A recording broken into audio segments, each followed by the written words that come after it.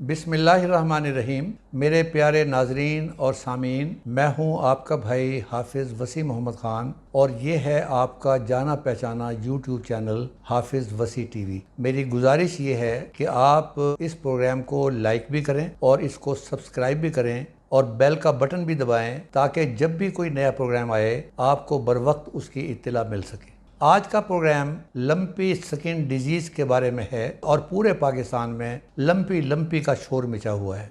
ये आज का प्रोग्राम है और मैं चाहता हूं कि ये प्रोग्राम आपके सामने इस तरीके से पेश हो कि मैं एक फार्मर हूं, मेरे जानवरों में लंपी स्किन आई हुई है या नहीं आई हुई है या आधों में आई हुई है और आधे बचे हुए हैं, तो मुझे क्या करना है। लेकिन उससे पहले मैं अपने दुख दर्द में आपको शरीक करना चाहता हूँ और वो ये है, इस आसमान के नीचे मुझे दो पाकिस्तान नजर आते हैं। एक वो पाकिस्तान है जो फार्मर्स का है और जो उन लोगों का है जो सैलाब से मुतासिर हो रहे हैं, बारिशों से मुतासिर हो रहे हैं और उनका कोई पूछने वाला नहीं है। और एक दूसरा पाकिस्तान है जिनके नज़दीक न लंपी स्किन मसला है, न बरसात मसला है, न सैलाब मसला है।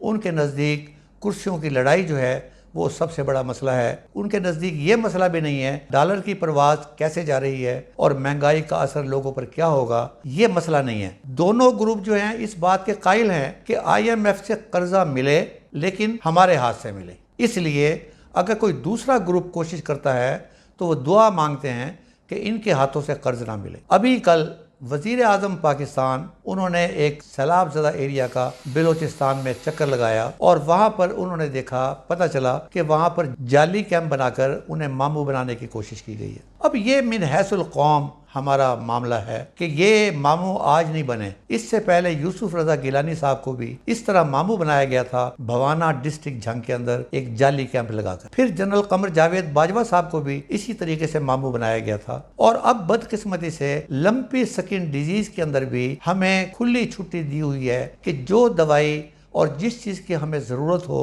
वो हमें नहीं मिल रही। आज मैंने पूरा लाहौर देखा है और मुझे पैनाडोल की टेबलेट्स हैं वो नहीं मिल सकी। एक मेरा दोस्त जिसका ताल्लुक तलागंग से है वो ये बता रहा था कि मैं एक दुकान पर गया और मैंने कहा कि मुझे वैक्सीन चाहिए। मेडिकल स्टोर वाले से पूछा कि ये वैक्सीन मौजूद है, उसने कहा हाँ मौजूद है। और जब मैंने पूछा कि ये कितने की है तो उसने कहा कि 6,500 रुपए की है। मेरी जेब में 5,000 थे और मैंने कहा कि मैं ATM से पैसे निकलवा के मैं लाता हूँ और मैं ये ख़रीद लेता हूँ आपसे। जब आधे घंटे में मैं वापस आया और मैंने उसको 6,500 रुपये दिए तो उसने जवाब दिया कि भाई साहब 6,500 रुपये रेट आधे घंटे पहले का था, इस वक्त का रेट जो है 8,500 है। और मैंने उसे बताया, मैंने कहा ये वही माल है जो आपने पहले दामों ख़रीदा था, ये क्या हो गया?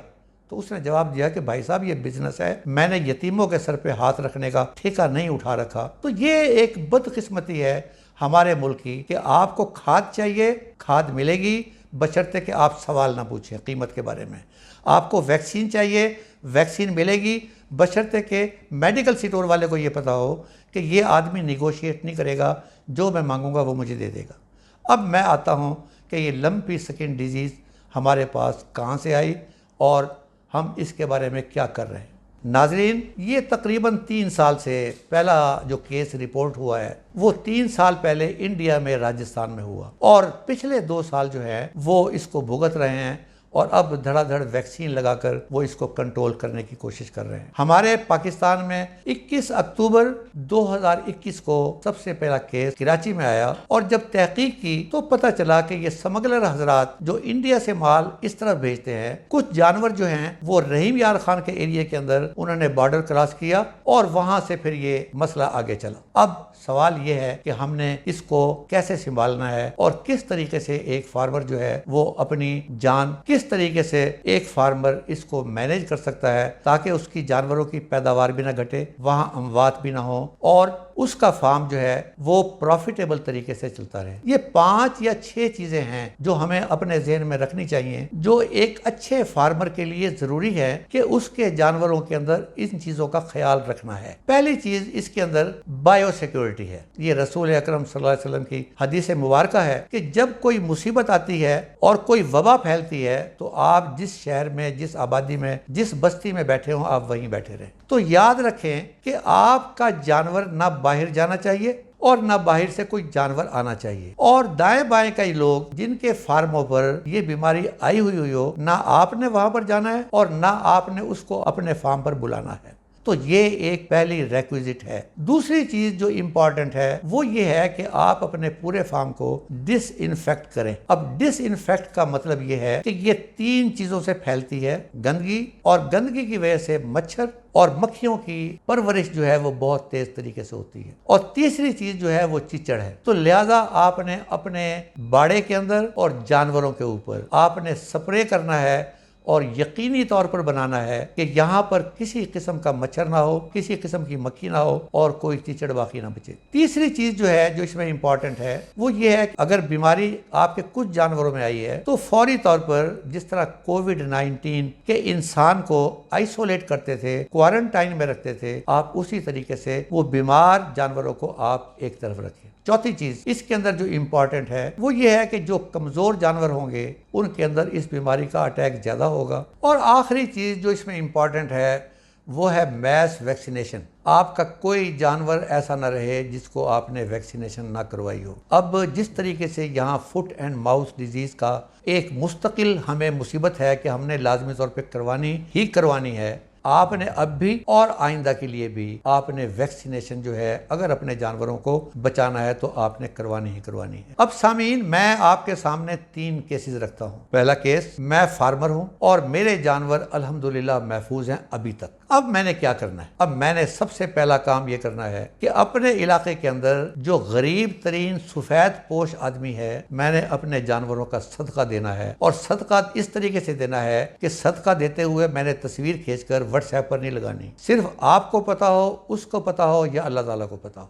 ये आपने पहला काम करना है। और दूसरा काम ये है कि साइपरमेथ्रिन, क्लोरोपाइरिफॉस, लैम्डा, डेल्टामेथ्रिन, ये कोई भी आपको दवाई मिल जाए, आप इसका स्प्रे हर रोज करें। और जो पता चले आपको कि मक्खियाँ खत्म, मच्छर खत्म, चिचड़ खत्म, उसके बाद आप इसमें वक्फा रखना शुरू कर दें। जब घर में आग लगी हुई हो उस वक्त कोई आदमी वक्त बर्बाद नहीं करता बाल्टियों का भाव पूछने के अंदर, वो फौरी तौर पर कोशिश करता है कि बाल्टी पकड़ी और आग बुझाई। हम इसी प्रोसेस से गुजर रहे हैं। अब मेरे जानवरों के अंदर बीमारी नहीं आई है, अल्हम्दुलिल्लाह। मैंने सदके वाला काम कर दिया है। दूसरा काम, मैंने डिसइंफेक्ट कर दिया है और मच्छरों का और मक्खियों का मैंने खात्मा कर दिया है। अब तीसरी चीज जो है वो मैंने उसको वैक्सीनेशन करनी है। ये वैक्सीनेशन इस वक्त 3 किस्म की वैक्सीनेशन है जो गवर्नमेंट ऑफ पंजाब दे रही है। वो गोट पॉक्स की दे रही है डबल डोज करके। अच्छा, किसी को फायदा भी हो गया, किसी को नहीं भी फायदा हो गया, लेकिन आप इस चक्कर में ना पड़े, आप टोटकों के चक्कर में ना पड़ें। आप उसी तरफ चलें जो असल इसके प्रोटोकॉल है और उसके मुताबिक 3 किस्म की वैक्सीन इस वक्त बहुत ज्यादा इफेक्टिव हैं। एक मेरिल कंपनी की जो फ्रांस से आती है, फुट एंड माउथ डिजीज की भी हम वही इस्तेमाल करते हैं। दूसरा अमेरिका वाली और तीसरा तुर्की वाली। इन तीनों में से जो भी मिले आप फौरी तौर पर उसकी वैक्सीनेशन करें। और भूलिएगा ना, आपके जानवर माशाल्लाह सेहतमंद हैं। ये मैं उस फार्मर की बात कर रहा हूं जिसके जानवरों के ऊपर अभी तक बीमारी नहीं आई है। वो 30 दिन के बाद इसकी बूस्टर डोज दोबारा लगवाएगा। और साथ ही साथ आप अल्लाह ताला से दुआ मांगें कि जिस तरह आपने अभी तक, अल्लाह ताला ने आपके जानवरों को अभी तक महफूज रखा है, आइंदा भी वो महफूज रखें। ये क्लियर। अब दूसरी सूरत होगी। दूसरी सूरत ये है कि मेरे पास जानवर है, मैं वो फार्मर हूँ कि मेरे पास 50 जानवर हैं, 2 बीमार हैं और 48 जो है अल्हम्दुलिल्लाह उसमें किसी किस्म के आसार नहीं हैं। अब मैंने उन 2 जानवरों को अलहदा करना है। सदक़े वाला मामला वही होगा, साइपरमेथ्रिन, डेल्टामेथ्रिन का स्प्रे उसी तरीके से ही होगा और 48 को मैंने वैक्सीनेशन कर देनी है और ये 2 को मैंने आइसोलेट करके मैंने कोशिश करनी है कि नीम के पत्तों के अंदर उसको उबाल के उसमें काफूर मिलाकर मैंने उसको नहलाना है और 10% डिटोल का स्प्रे, 10% का मतलब यह है 1 लीटर पानी में 100 सीसी डिटोल मिलाकर मैंने वहां हाथ वाले फुहारे से उस जगह पर स्प्रे करना है जहां गिल्टियां या फुंसियां नजर आ रही हैं। मैं उस पर स्प्रे करता जाऊंगा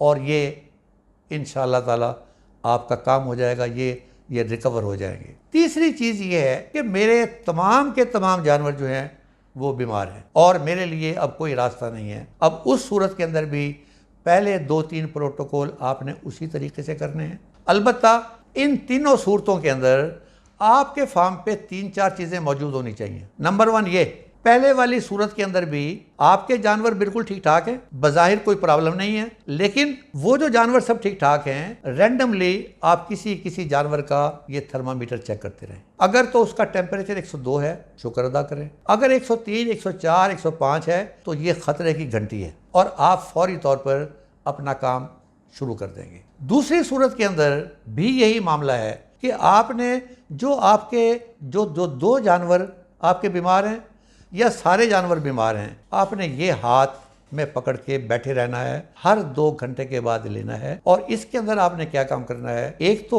पैनाडोल या पैरासीटामोल या डिस्प्रिन, ये इन तीनों में से कोई भी दवाई या टेबलेट, 6 टेबलेट आप अपने जानवर को दे सकते हैं। ये आप दे के उसके टेम्परेचर को नीचे लेकर आएंगे। और वैक्सीन आपने इस सूरत में ना करें तो बेहतर है, इसलिए कि जब ये जानवर जो है ये बीमार हो चुका है, इसका मतलब ये है कि अब ये फुंसियाँ वगैरह निकलेंगी और फुंसियों को फट लेने दें और उसके बाद वो जो आप डिटोल स्प्रे कर रहे हैं उसके बाद ये खुद ब खुद इंशाअल्लाह ताला ठीक हो जाएगा। अब ये करने के बाद आपने अपने ज़हन में जो चीज़ रखनी है वो ये रखनी है कि ये एक वायरस है और इस वायरस की कई अक़साम हैं, बिल्कुल उस तरीके से जिस तरह हेपेटाइटिस हमारे मुल्क में एक बड़ा मर्ज है। हेपेटाइटिस ए भी है, हेपेटाइटिस बी भी है, हेपेटाइटिस सी भी है, डी भी है और ई भी है। अगर ए और ई हो जाए तो थोड़ा बहुत फ़र्क पड़ेगा और फिर बच्चा या इंसान बिल्कुल ठीक हो जाएगा। लेकिन खुदा ना खास्ता अगर बी और सी है और उससे भी ज़्यादा सिर्फ सी है तो ये कब्र तक पीछा करेगा। तो यही मामला जो है ये आपके लंपी स्किन डिजीज का है कि कोई जो इसमें वायरस जो है जो शदीद है उसके अंदर तो पूरे जानवर का जिस्म जो है उस पर फुंसियाँ निकलेंगी, वो तड़पेगा, वो बैठ जाएगा, उसके गोडे मुतासिर होंगे, उसके शोल्डर मुतासिर होंगे, उसके दूध का ड्रॉप एकदम नीचे हो जाएगा। 20 लीटर वाली जो है वो 2 लीटर पर आ जाएगी और टेम्परेचर के बाद नाक से सबसे पहले रतूबत बाहर निकलेगी, फिर मुंह से बाहर निकलेगी। अब आपने सिर्फ ये काम करना है कि टेम्परेचर को किसी तरीके से जहां वो बैठा हुआ है उसको संभालने वाला आदमी भी जो है वो दूसरी तरफ ना जाए, वहां आपने बैठना है। थर्मामीटर के जरिए आपने टेम्परेचर को मॉनिटर करना है। एविल का इंजेक्शन आप लगा सकते हैं और उसका असल मकसद यही है, एंटी एलर्जी है, कि वो दर्दों को कम करेगा। जिस तरह हमारी कोशिश होती है कि हमारा मरीज जब अस्पताल में हो या घर पर भी हो, तकलीफ तो उसको हो रही है, लेकिन ये तकलीफ कम कैसे हो सकती है इसकी तरफ हमने ध्यान देना है। अब वो जानवर जो सारे के सारे बीमार हैं या वो जानवर जिसमें 2 बीमार हैं और बाकी हैं, उसके अंदर कुछ टोटके हैं, वो टोटके आप इस्तेमाल कर सकते हैं। उन टोटकों में से एक टोटका यह है कि ताकि जानवर की इम्यूनिटी बरकरार रहे, और बिल्कुल सादा सा टोटका है। आपने 5 किलोग्राम प्याज लेनी है, आपने 10 गुट्ठी पुदीने की लेनी है और आपने 1 किलोग्राम जो है सब्ज मिर्च लेनी है और उसके अंदर आपने आध पाव काला नमक डालना है। इन सब को कूट के आपने अपने जानवरों को पिन्नी बनाकर किसी तरीके से उनको खिलाना है। अच्छा, अगर ये नहीं हो सकता, ये प्याज की जो तारीफ है ऐसी बीमारियों में, ऐसी वबाओं में, ये हमें इस्लामी लिटरेचर के अंदर भी मिलती है और रसूल पाक सल्लल्लाहु अलैहि वसल्लम का हवाला भी इसमें दिया हुआ है। अगर ये नहीं हो सकता तो दूसरी चीज जो हम कर सकते हैं, 1 पाव घी, कोई भी हो, देसी हो, डालडा हो, जो भी अवेलेबल हो, 1 पाव घी, 50 ग्राम काली मिर्च पिसी हुई और 50 ग्राम हल्दी, ये आपने हर रोज देना है। खास तौर पर पहले 3 दिन या 4 दिन तो आपने जरूर देना है क्योंकि ये इंक्यूबेशन का पीरियड है। अब घी जो है वो ताकत फराहम करता है लड़ने के लिए बीमारी के साथ। दुनिया से पूछ ले कि काली मिर्च का क्या काम है, ये डिटॉक्सिफाई करता है जो अंदर मुसीबत है। और हल्दी का काम क्या है? हल्दी का काम है कि जिस्म में जो तोड़ फोड़ हो रही है, टूट फूट हो रही है, ये उसको ठीक करता है। अगर ये नहीं कर सकते तो फिर आप 100 ग्राम हल्दी का रोजाना तमाम जानवरों के अंदर जो सेहतयाब भी हैं, अगर ये भी नहीं हो सकता तो फिर 100 ग्राम हल्दी जो है वो आप तमाम जानवरों को रोजाना दें उस वक्त तक जब तक ये सिनेरियो पूरा ना हो जाए। इसलिए इससे बेहतर जिस्म को साफ करने वाला और मादों को बाहर निकालने वाला ये और कोई चीज़ नहीं है जो देसी मामलों के अंदर चीज़ मिलेगी। बहुत बेहतर होगा कि अगर आप ये तमाम सफाई सुथराई करने के बाद अगर आप वो जो धुनी अपने शेड को और जानवरों में से गुजर के वो आप कुछ आग जला के और उसके अंदर थोड़ी सी गंधक डाल दें, ये भी अगर आप अपने बाड़े के अंदर फेर देंगे तो ये एक अच्छी चीज़ होगी, ये माहौल को बेहतर बनाएगी और आपके जानवर ठीक होंगे। अब हर सूरत के अंदर आपने वैक्सीनेशन तो लगानी लगानी। एक मामला जो सबसे ज़्यादा ख़राब हुआ कि जब 21 अक्टूबर को ये बीमारी आई तो डॉक्टरों ने, जो हमारे पाकिस्तानी डॉक्टर्स हैं, उन्होंने किताबों में तो पढ़ा था, प्रैक्टिकल नहीं देखा था। लिहाजा वो सब के सब हाई टेम्परेचर देकर एंटीबायोटिक की तरफ चले गए और वो एंटीबायोटिक की वजह से और कॉम्प्लिकेशंस पैदा हो गई। लिहाजा मेरी गुजारिश ये है कि जब तक ये सिनेरियो ओवर ना हो जाए आपने एंटीबायोटिक की तरफ नहीं जाना। आपने सिर्फ इस थर्मामीटर से टेम्परेचर चेक करना है और यही आपका बेंचमार्क होगा कि आपके जानवर का टेम्परेचर 102 के करीब करीब रहना चाहिए और उस वक्त तक आपने पैनाडोल, पैरासीटामोल, डिस्पिरिन, इनमें से कोई एक, और या फिर एक और भी है वो सेप्ट्रॉन की जो सिरप है उसकी बोतल लेकर उसमें 2 पॉन्सिटॉन की जो गोलियां हैं वो बारीक पीस कर वो डालकर भी सिर्फ एक मरतबा उस जानवर को जिसके ऊपर अटैक ज्यादा है ये आप दे सकते हैं। तो इस मामले को आप जारी रखते हुए इसको करें। अब ये 10 दिन के अंदर इसकी 10 दिन में इसका इंक्यूबेशन पीरियड 7 से 10 दिन का इसका इंक्यूबेशन पीरियड है, इसने ओवर हो जाना है। इस ओवर होने के बाद भूलना नहीं आपने ऑक्सीटेट्रासाइक्लिन LA इसका डोज आपने ज़रूर लगानी है, इसका कोर्स आपने करवाना है। रीज़न क्या है? आपका जानवर बीमारी से उठा है। अब जब जानवर कमज़ोर होगा और बीमारी से उठा हुआ है तो इम्कान ज़्यादा है कि कोई और बीमारी भी उस पर हमला कर दे। उसे कहते हैं कॉम्प्लिकेशन, कि आप बीमारी से उठे हैं, बीमारी से सेहतयाब हो गए लेकिन गुर्दे में तकलीफ हो गई, जिगर में तकलीफ हो गई, फेफड़ों में तकलीफ हो गई, तो ये ऑक्सीटेट्रासाइक्लिन, सिर्फ ऑक्सीटेट्रासाइक्लिन आपने उसको लाजमी तौर पर लगानी है। अब ये ऑक्सीटेट्रासाइक्लिन आपने लगा दी है और अब माशाल्लाह आपका जानवर जो है वो महफूज है। और अब बीमारी के बाद कभी आपने देखा हो कि बीमारी के बाद रिकवरी बड़ी फास्ट होती है। ये हम इंसानों में देखते हैं कि कोई हॉस्पिटल गया, उसका ऑपरेशन हुआ, पहले बहुत बुरी हालत थी, अब ये अल्लाह ताला का निज़ाम है कि जिस्म के तमाम आज़ा दोबारा उसी तरह काम करना शुरू कर देते हैं। और अब आप थोड़े वक्तों के अंदर जानवरों को आप पैदावारी मरहले में लाना चाहते हैं। उसके लिए ज़रूरी है कि अब आप वंडा भी शुरू करें, मिनरल मिक्सचर भी दें और वीटाकूल जो है वो उसका इस्तेमाल करवाएं। वीटाकूल से ये बेनिफिट होगा कि ये जो दवाइयों की गर्मी है और जो बीमारी की गर्मी है जो फुंसियों की शक्ल में सामने आई है ये उसको ठंडा करेगा। तो मैं जो आपके सामने लंपी स्किन डिजीज के बारे में मैं बताना चाहता था वो मैंने मोस्टली बात बताई है। अब सवाल ये है कि जो आपके जानवर के फुंसियाँ या गिल्टियाँ जब फट जाएं तो कोशिश करें कि किसी वेटरनरी डॉक्टर को बुला के ये नाक से, मुंह से और ये फुंसियों से जो मवाद बाहर निकल रहा है इसको लेबोरेटरी में आप जरूर भिजवाएं ताकि आपको पता चल सके कि इसकी शिद्दत क्या थी और शायद उन लोगों को भी इस बात का पता चल जाए। अब गवर्नमेंट से मेरी गुजारिश ये है कि जिस तरह मुसीबत के वक्त जो है ये एक मैस वैक्सीनेशन चलाई जाती है, घर घर पकड़ के इंसानों को भी और जानवरों को भी वैक्सीनेशन लगवाई जाती है, खुदा के लिए आप इस तरफ सोचें और in the interest of Pakistan आप ये पूरे पाकिस्तान के अंदर, इसलिए कि अब मसला यहाँ का नहीं रह गया। बारिशों में, हवस में, सैलाब के अंदर ये वायरस और फैलता है जो इस वक्त फैला हुआ है। तो लिहाजा इसका इलाज जहां फार्मर के बस में है वो मैंने तमाम बातें बता दी हैं। जो फार्मर के बस में नहीं है और गवर्नमेंट के बस में है तो गवर्नमेंट इसको नेशनल टास्क लेकर इसको चलाए। वाखिर दावाना अनिल हम्दुलिल्लाहि रब्बिल आलमीन।